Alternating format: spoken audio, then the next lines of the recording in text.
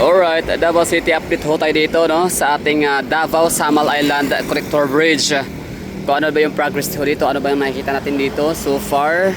Merong changes, merong progress. Kasi nang huli, kung naalala nyo, nagdi-dismantle pa lang sila ng sahig nung gasoline station ng Caltex hanggang sa dinismantle na yung kanilang parang coffee shop or shop. And eto, naghukay sila ng drainage. Tapos yung hukay na yon, wala na yung hukay, no? Hindi na siya makikita kasi tinabunan na pala siya. So tinabunan at nalagyan sila ng mga round culvert. For example, meron tayong makikitang culvert dyan, di ba, nung huli. Ngayon wala na yung mga round culvert. Yan pala ay naibaon na, na-installed na. So yan na yung sa ilalim. Tapos ito yung ano, yan galing, congratulations. So tapos na yung drainage system na ginagawa nila dito sa ating landing area sa may Jerome R. Castillo Corner, Daang Maharlika Highway, GP Laurel Avenue, kilometer 9 dito sa may Ashuela Cove area, no. So tapos na yung yung kanilang pagbaon ng mga culvert, round culvert. Meron ng drainage system. Ibig sabihin ho niyan, ang susunod na gagawin nila dito ay mag-install na ng mga pundasyon. So yun na yung nakikita natin kagabi, at mamaya sana makita natin ulit, no, yung nakita natin kagabi na nagkaroon sila ng naghuhukay na sila or nagbabaon na sila ng pundasyon ng haligi. Sa mga hindi nakakaalam, itong portion na to dito na kung saan ako nakatayo, dito magiging approach papuntang Samal Island. Approach ng tulay. And syempre, ito rin yung landing approach papuntang Samal, no. Tapos dito rin lalabas yung mga kunyari papunta ng north side, southern part of Davao City papuntang downtown area. So ito yung magiging way. Tapos connection din daw to sa Jerome Agdao. So hindi ko pa masyadong kabisado yung Jerome Agdao na yan, hindi ko pa masyadong na-explore. So this time, ito lang muna yung update na inaabangan ho natin. So hindi pa siya hindi pa napatag yung lugar dito, no. So may mga hukay to, tambak pa ng mga hinukay na mga lupa.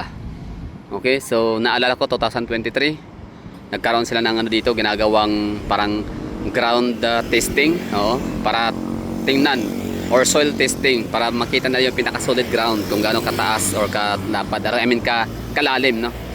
So ito na, ibig sabihin pasado yung ground testing na yon dun sa may Caltex. So ito na siya, meron ng na-installed, no, na mga box round culvert pa sa drainage. So yun pala talaga yun, no, kapag gagawa pala ng tulay, uunahin pala dapat yung drainage system. Kasi nga naman, ang hirap na kayang gumawa ng drainage, no, kapag meron ng tulay. So yun yung pinaka formula para makagawa ng tulay or pinaka requirements. So doon naman tayo sa kabilang portion, makikita natin yung bilog, no, merong bilog dyan. So yan yung tinutukoy ko, na bilog. Yan ay yun yung nahukay nila, treasured. Hindi yan yung lagayan ng gasolina, tama. So since gasoline station kasi ito dati dito sa Caltex, so yun, hinukay nila. Tapos yun, isa giniba naman. Syempre mas madaling kargahin, itapon kapag ka pira-piraso.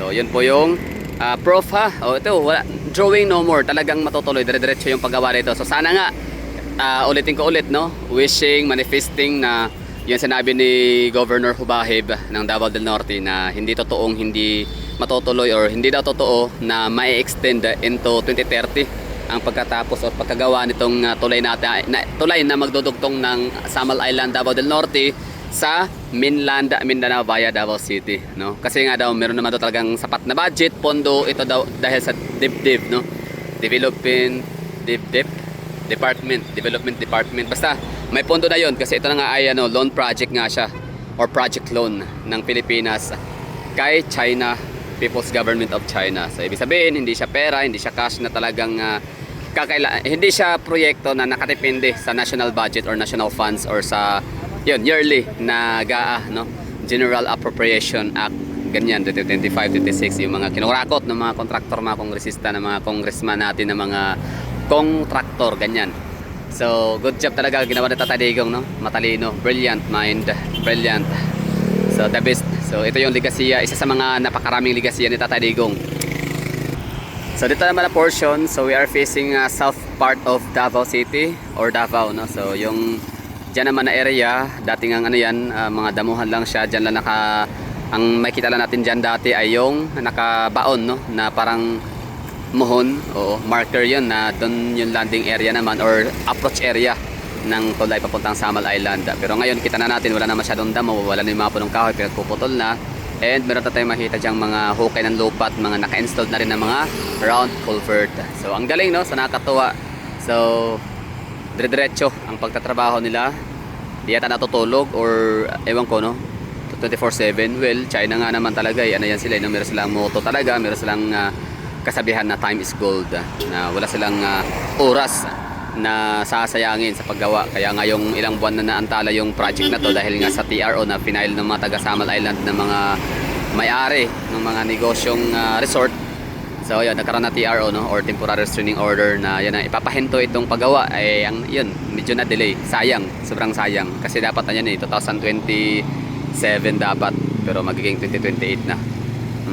Pero okay lang, not bad pa rin, no. Kaya pa rin naman talaga natin mag-antay, basta wag lang sana itong pabuksan agad ni BBM, no. Baka biglang mag-announce si BBM na yung nakikita nating tulay dyan sa Samal area, I mean dyan sa ginagawang Davao Samal and Davao City and Samal Island Connector Bridge na Greenway lang naman, baka pwede, di ba, wala imposible sa ganyang ori ng pag-iisip, di ba, na presidente. Baka pwede yan sabihin na, pwede yan ang daanan yan, huwag na kayo mag-antay ng 2028, 2027. Craneway, nakakadaan nga dyan yung crane, ang bibigat nun, no? Yung mga heavy equipment. So what more yung inyong mga sasakyan. So sige, daanan nyo na, pakialam sa buhay nyo, buhay nyo dyan.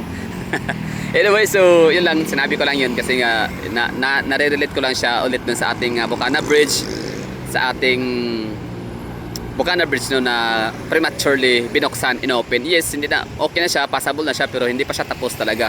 Hindi pa kumpleto yung, for example, yung dalawang lane doon sa may Rojas Avenue. Anyway, tapos yung ano namin tulay natin sa Davao City, yung sa may Maa Road. Oo, 'di ba, sa may Diversion Road Magtuod, corner Maa Road. 'Di ba? So pinabuksan din niya ng hindi pa naman talaga tapos yung designs, lahat, no, yung pwedeng gawin doon. So pinabuksan niya. Although possible naman talaga na siya, pero hindi ibig sabihin na possible dadaanan mo na siya, 'di ba? Kasi kailangan pa yung aantayin pa natin talaga na matapos yung disenyo, lahat yung mga pwedeng gawin doon na nakapaloob sa kailang plano, sketching, ganyan. Anyway, so that would be all. Thank you for watching. Sana ay nagustuhan ninyo yung ating ginawang maliit short video na to dito, na nag-a-update tayo sa gawa ng China Bridge and the DPWH, no, na Samal Island and Davao City Connector Bridge dito sa may Ashwila Cove area. So excited much, no? Kayo ba, excited na rin ba kayo? Siyempre, no, sa mga taong gala dyan o sa mga taga Davao na mahilig talaga tumambay ng Samal Island during weekend, no, pagkatapos sa trabaho, tiring work, tiring jobs, sa mga negosyo, ano mga pinagkakabalan sa buhay. Samal Island yung pinaka natin, pinaka sanctuary, no, para makapagpahinga, makapag-relax, no, para manumbalik yung natin, sense of well-being, yun.